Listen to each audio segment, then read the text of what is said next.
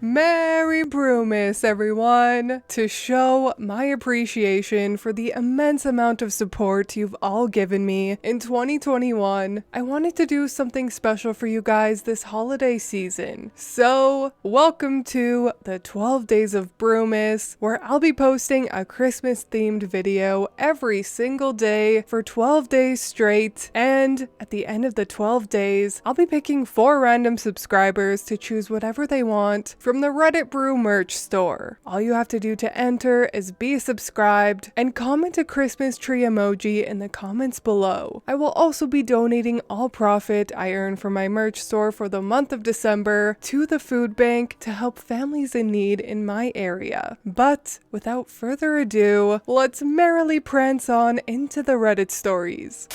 Entitled woman thinks I took her unpurchased product. It's Hobby Lobby, early December. I find an employee to ask for a location of an item. He sighs dejectedly that someone is speaking to him, but he gives me the aisle number and I'm off on my way. Hopefully this will be a quick trip. I reach the aisle in question and see the item on the bottom shelf. There's 3 left. My wife told me to buy more than 1, so we're in good shape. The only problem is there's a group of 3 women standing directly in front of them. I decide to just wait patiently. If they buy all 3, I can tell my wife they were out of stock legitimately and not have to stand in the holiday checkout lines. After a minute or so, they notice me standing there and then step to the other side of the aisle, grabbing 1 pitcher. Okay, I'm standing in line, but the missus will be happy. I immediately step forward and grab the remaining 2 and go to leave. But I hear a voice. We were planning on buying all 3 pitchers. Oh, I'm sorry, but you only grabbed 1. My wife sent me here specifically for this. Yes, that's also why we came here. There's 3 of us. Do you expect us all to share this pitcher? I'm not sure. I'm just here to buy this and go home. You could ask if they have any more in the back. There's never any in the back. Don't you think it's pretty rude to force your way past us to buy the last 2 of the item we were trying to buy? Is she serious? Have a great day, ma'am. The ma'am was meant sincerely, but she seemed to take it the wrong way.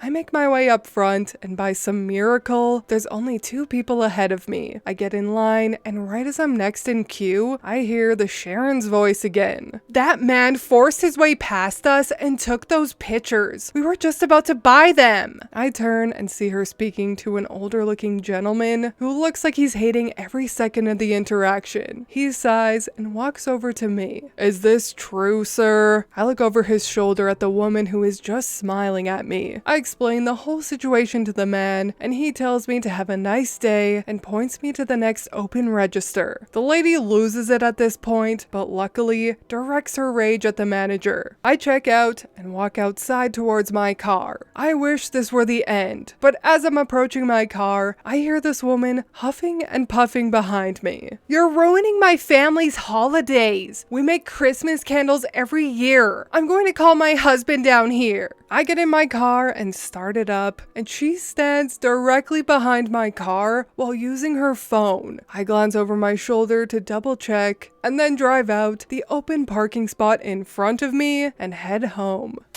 We don't have Hobby Lobby where I live, but we do have a store called Michael's, and it's essentially the exact same thing. And oh my sweet baby Jesus and the Star of Bethlehem, is that place ever a grounds for Karens? I know I've said it in the past that coffee shops are where Karens spawn, but I think they actually mainly spawn at craft stores. And the awful thing is that the Karens are usually the ones working there. They are the HOA of Mod Podge and Glitter.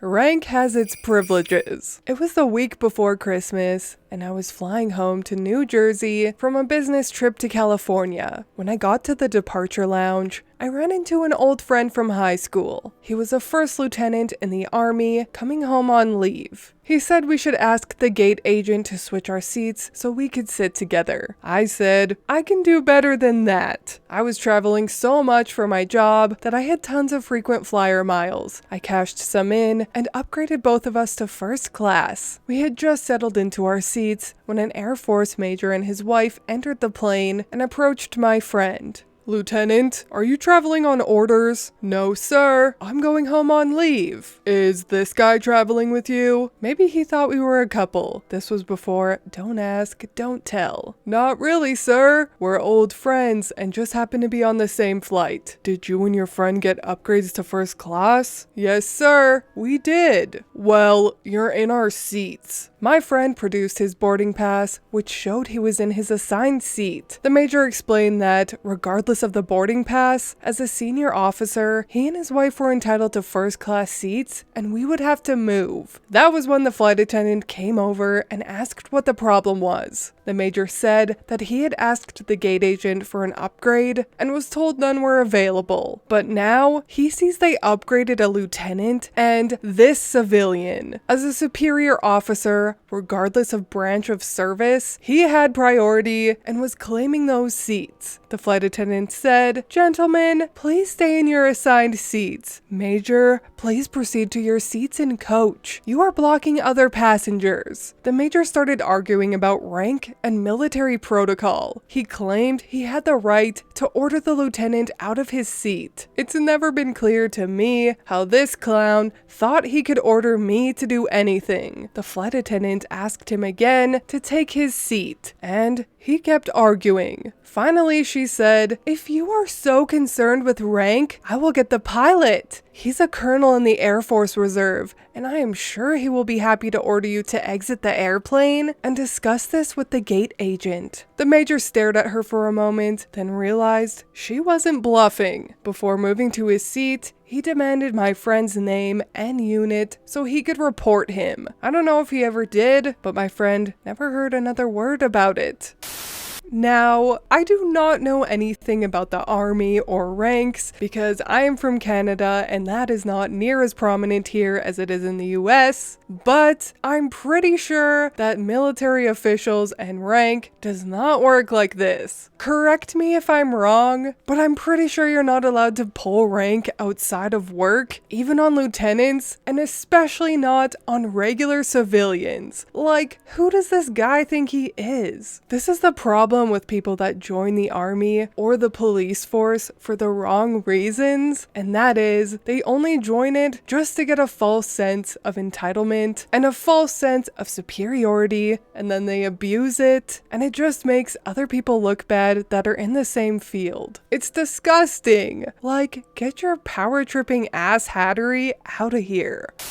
Entitled coworker, too good for a gift card. So, as Christmas is approaching, my work, before I started working there, used to buy everyone booze for Christmas. But because it's too complicated to get everyone's favorites, they started handing out gift cards for $30 for ASDA, a major UK supermarket, so people could buy what they wanted instead. Now, we also get yearly bonuses as well, usually between 5 to 10%, depending on how well we have done with certain aspects of our jobs. So, today they gave us our gift cards and everyone was happy with it, apart from one temp who has been there since November 1st. He started ranting and raving about how it wasn't enough. Why would I want this? Fuck big corps, etc. So he goes and makes his big statement and goes and pins his gift card to the notice board, storms off, shouting anyone can have it if they are dumb enough to support these monsters. So me and a guy I work with took it and went to ASDA and lunch. Bought $30 worth of food for the food bank that our work donates food to every Christmas. Well, we've just been sat in the break room and this coworker has just been in to get his gift card back and is now fuming that someone has stolen it off the notice board. Not sure what he was expecting when he said someone can take it.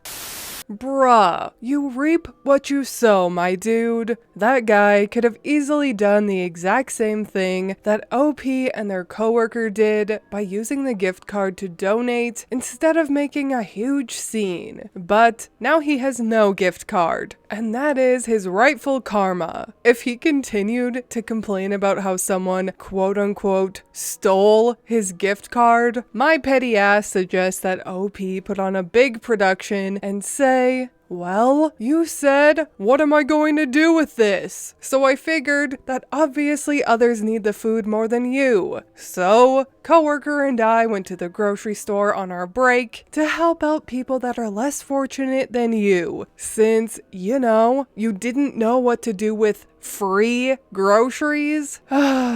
Great googly moogly. I see that ass hats are going to be the running theme of Brewmas. But anyways, that is all from me today. I hope you enjoyed those entitled people stories. If you did, please leave a like and subscribe. I truly appreciate when you do. And I will see you tomorrow for day 3 of Brewmas. Bye! Hi Luna. Hello little Luna. Come on. Come on, sister. You gotta leave because you make too much noise. You want treats?